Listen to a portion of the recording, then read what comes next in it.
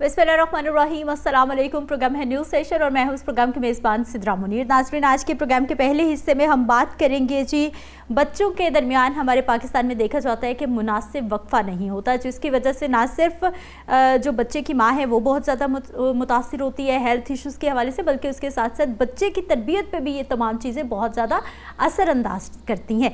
इस तमाम मामले पर ख़ानदानी मनसूबाबंदी जो है वो उसके हवाले से प्लानिंग की जाती है, गवर्नमेंट के प्रोजेक्ट्स होते हैं, अवेयरनेस भी दी जाती है, लेकिन कहीं ना कहीं उस पर उस तरह से काम नहीं होता।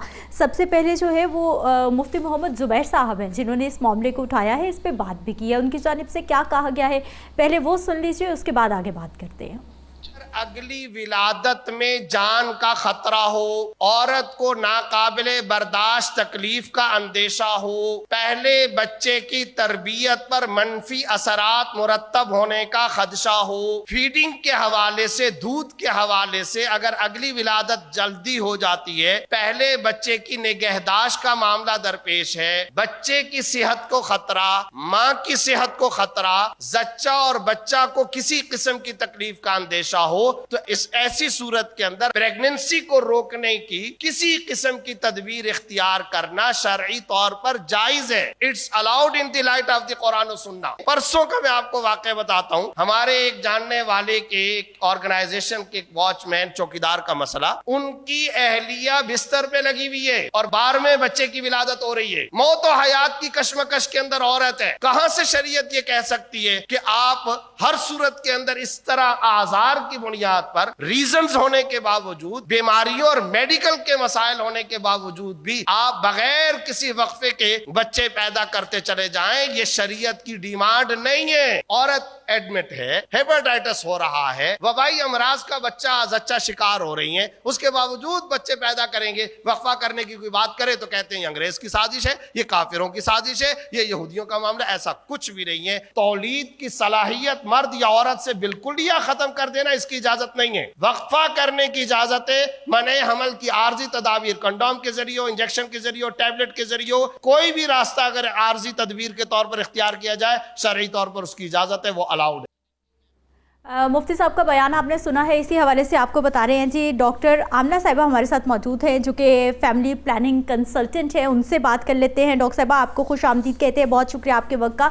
सबसे पहले तो डॉक्टर साहिबा हमें ये बताइए कि हमारे यहाँ जैसे वो मुफ्ती साहब भी फरमा रहे थे, उनकी जानिब से भी कहा गया कि ख़ानदानी मनसूबाबंदी की, फैमिली प्लानिंग की जब भी बात की जाती है तो एक मजहबी अंसर बीच में आ जाता है, तो इस मामले को बात करते हुए भी बड़ी एहतियात बरती जाती है। लेकिन ये बताइए कि ये जो हर साल ख़वातीन बच्चे पैदा कर रही हैं, एक के बाद दूसरा, दूसरे के बाद तीसरा, ये ख़वातीन की हेल्थ के लिए कितना मतलब डेंजरस है?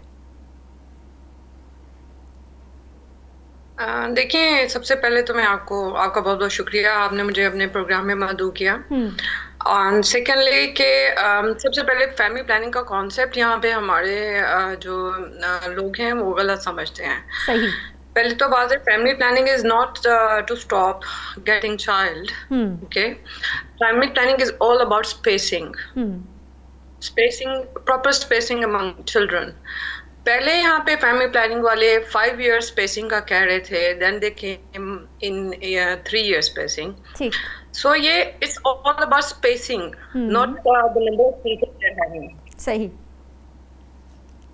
डॉक्टर साहब, ख़वातीन की हेल्थ के हवाले से हमें बताइए कि कितना ज़रूरी है ये वक्फा जो आप बता रही हैं कि पहले 5 साल कहा जाता था, अब 3 साल कहा जाता है, लेकिन ये हेल्थ इश्यूज़ को किस तरह से जो है वो प्रमोट करता है अगर ये वक्फा दरमियान में नहीं होता बच्चों के?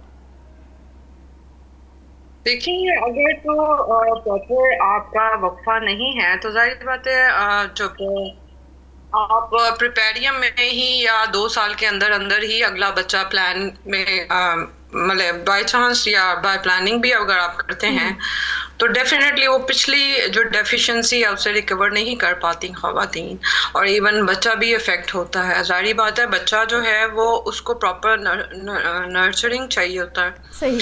तो वो जब मदर भी इफ़ेक्ट हो रही है, बच्चा भी जो अभी आया है वो इफ़ेक्ट होगा। सो इवन 3 से we have even decrease the spacing up to 2 years। But still population, यहाँ की पब्लिक ये सोचती है कि हम कह रहे हैं कि बच्चे ना करें, हम ऐसे नहीं कहते। सही। but please try to understand, we only say for the spacing. Yeah. ठीक, डॉक्टर आमना मुझे ये बताइए कि एक प्रेगनेंसी के दौरान एक फीमेल को किन किन मुश्किलात से, किन किन डेफिशिएंसी से गुजरना पड़ता है और उसकी बॉडी किस किस तरह से मुतासिर होती है?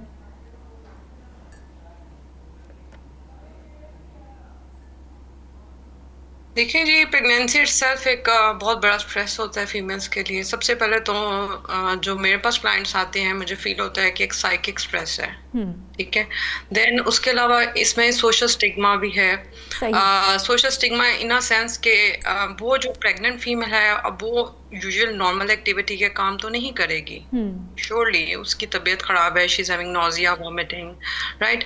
तो उसको अपनी जो यूजुअल नॉर्मल एक्टिविटीज से रिवर्ट होना पड़ता है, ठीक है। जब वो रिवर्ट होगी तो जाहिर बात है, if she is having a job, she has to lose up her job for his kid.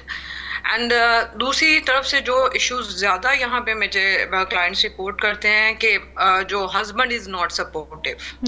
सो आप मुझे बताएं कि अगर हस्बैंड ही सपोर्ट नहीं कर रहा, ना मदर को ना चाइल्ड को, तो बताएं फिर बच्चा कैसे होगा?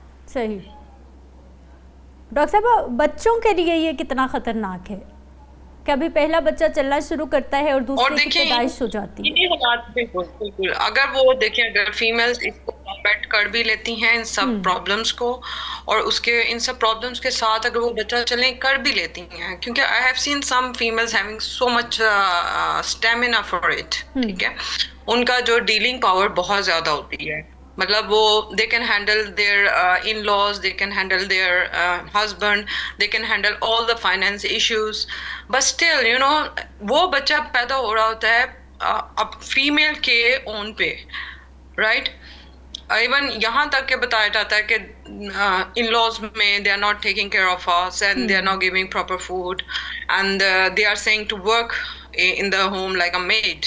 सही। यानी कि आप मुझे आप ये बताइए, सिर्फ एक स्टिग्मा है कि बच्ची को शादी करके ले जाना और अगले घर में जाके मेड की तरह उसके साथ काम करना, उसको मजीद मेड्स ना रख के देना, तो मुझे बताएं फिर ऐसे माशरे में क्या वर्ड शुड बी देयर? हर जगह ऐसा नहीं भी होता, हर जगह ऐसा नहीं भी होता, ठीक है। बहुत सारी जगहों पे होता है, लेकिन बहुत सारी जगहों पे ऐसा नहीं भी होता है। बड़ी सहूलत की तरह जो है वो घरों में सपोर्ट भी है, बहुएं मौजूद भी हैं, सहूलतें भी मिल रही हैं, सारा कुछ ही हो रहा है, दोनों साइड्स मौजूद हैं। जी बिल्कुल, ये उन फैमिलीज में होता है जिनमें सास और नंदे और जितने भी फैमिली मेंबर्स हैं वो उस खातून के साथ हेल्प करते हैं और उनके साथ काम करते हैं और उनको बार बार ताने नहीं देते। सही, ठीक। डॉक्टर साहब, बच्चे की हेल्थ के हवाले से हमें बताइए कि बच्चे की हेल्थ किस तरह से मुतासिर होती है?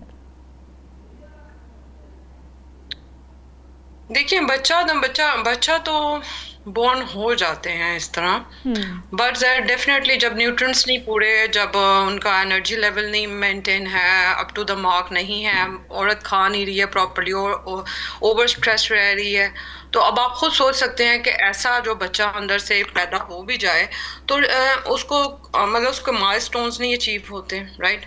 बोलना ठीक है, बहुत अरसे बाद बोलते हैं बच्चे, उनमें परसेप्शन, किसी चीज़ को अंडरस्टैंड करना, रियलाइजेशन सेंस, साइकिक इश्यूज सबसे ज़्यादा हैं जो इस तरह के बच्चों में आ रहे होते हैं जिनकी मदर की केयर नहीं की जा रही होती।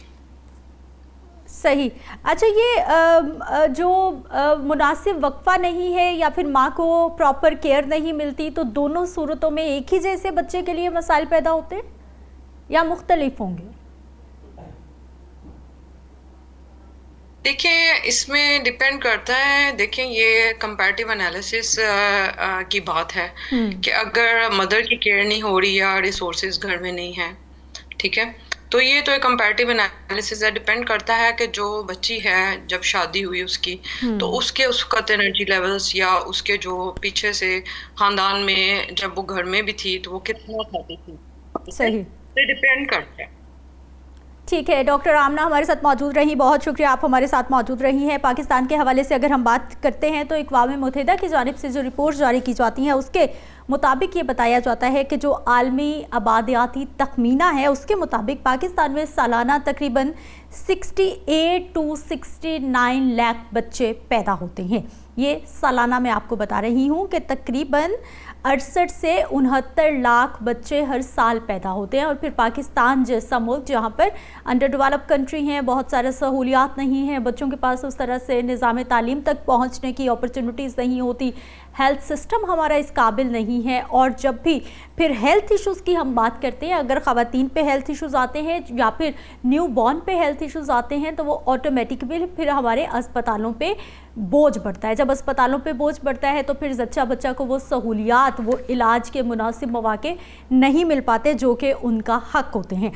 इस हिसाब से अगर देखा जाए, जो अक़वाम मुत्तहिदा की मैं रिपोर्ट आपको बता रही हूँ, औसतन 18,000 से 19,000 बच्चे रोज़ाना, जबकि तकरीबन 750 से 800 बच्चे हर घंटे में पैदा हो रहे हैं। और ये शरह पाकिस्तान को दुनिया के उन ममालिक में शामिल करती है जहां आबादी बहुत तेज़ी से बढ़ रही है। पिछले दिनों जब बजट आया तब भी इस पे मुसलसल बात होती रही है कि आबादी बहुत तेज़ी से बढ़ रही है और उसको या तो आबादी को मैनेज करना पड़ेगा या फिर कुछ ऐसे इक़दामात करने पड़ेंगे, कुछ ऐसे वसाइल बरूए कार लाने पड़ेंगे कि हमारे आने वाली जो नस्लें हैं उनको मुनासिब मकदार में ना सिर्फ खुराक मिल सके बल्कि उनको मुनासिब मकदार में वसाइल भी मिल सके। एक ब्रेक पे जाते हैं, वापस आएंगे, कुछ मज़ीद टॉपिक्स हैं उन पर भी बात करेंगे।